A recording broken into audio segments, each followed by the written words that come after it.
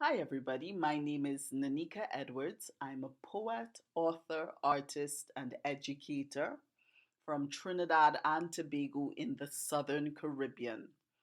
In this video, I'm going to give you a little quiz, a small test about a poetic device, a special poetic device called hyperbole.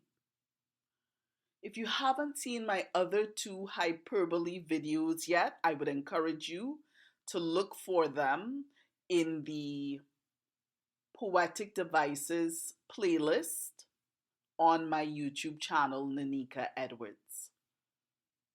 So let's do this. Are you ready to ace this test or quiz? Okay, I would like you to spot the hyperbole in this very short 4-line poem.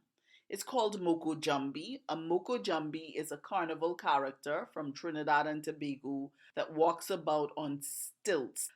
Stilts are like tall, tall, tall, tall, very thin sticks. You've probably seen people going about on stilts on TV or in magazines. You may have seen these before. If not, um, well, if not, you can use my artwork here as reference, um, as a reference image. Okay, so let me read this poem. So I'm going to read this poem very quickly, and then you can tell me where you spot any hyperbole. All right. Moko Jumbie by yours truly, Nanika Edwards. That's me. I tower way up to the sky.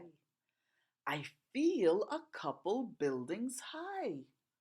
Still, even though I'm pretty tall, is one but still if I should fall. But still means you're gonna hurt yourself really badly. Tail means you're behind or your bottom, you're derrière, as they say in French, or as we also say in English. And bust means like burst. Burst. It's like you really bruise your behind is what that means, okay? Maybe even a little more than bruise. But anyway, I'm gonna read that again and then let's see how you did. Moko Jumbie by yours truly, Nanika Edwards. I tower way up to the sky. I feel a couple buildings high. Still, even though I'm pretty tall, is one but still if I should fall. And by the way, Moko Jumbie and one but still, that's not really standard English. Those words are from what's called Trini Creole English, which we call dialect here in Trinidad and Tobago. So, were you able to spot the example or examples of hyperbole in this poem? Okay, I tower way up to the sky. If you said that that's an example of hyperbole, you are correct. Because although the stilts are very long and very tall, they don't reach to the sky.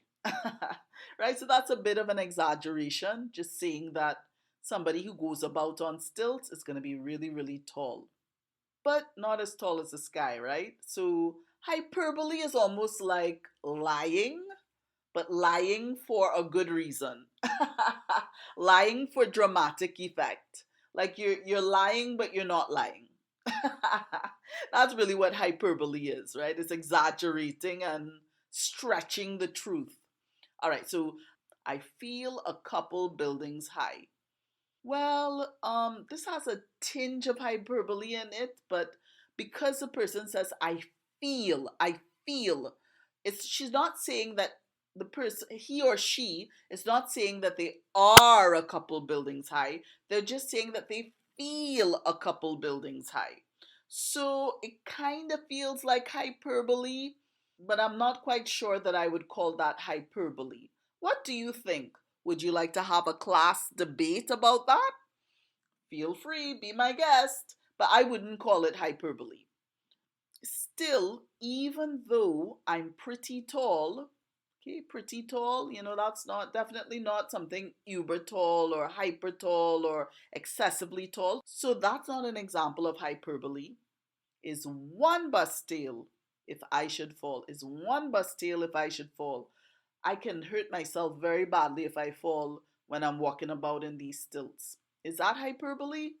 Nah, it's not hyperbole because they're just stating a fact very plainly, using plain language and regular size adjectives or regular size language, if I could put it like that, properly proportioned language. So, did you get that? I tower way up to the sky is a one line in this poem where there was hyperbole. If you got that, hats off. Well done. And if you didn't, that's okay. You're not going to forget this because you got this wrong. You're not going to forget this because you didn't get it right. Okay? So that's okay. It means that your lesson is learned, and that's the important thing. It's not really education really isn't about trying to stack up bragging rights for getting things right, okay? Actually, sometimes the more you kind of get things wrong to some extent, that's a good thing because when we get things wrong and then we correct them, we tend to remember them a lot more easily. So if you didn't get this, it's okay because guess what? You're probably not going to forget this lesson, and that's the most important thing. So that's it. I hope that you enjoyed this video. If you did, thank you for giving it a thumbs up. And if you would like to get notifications when I share new content, then please subscribe. Until next time.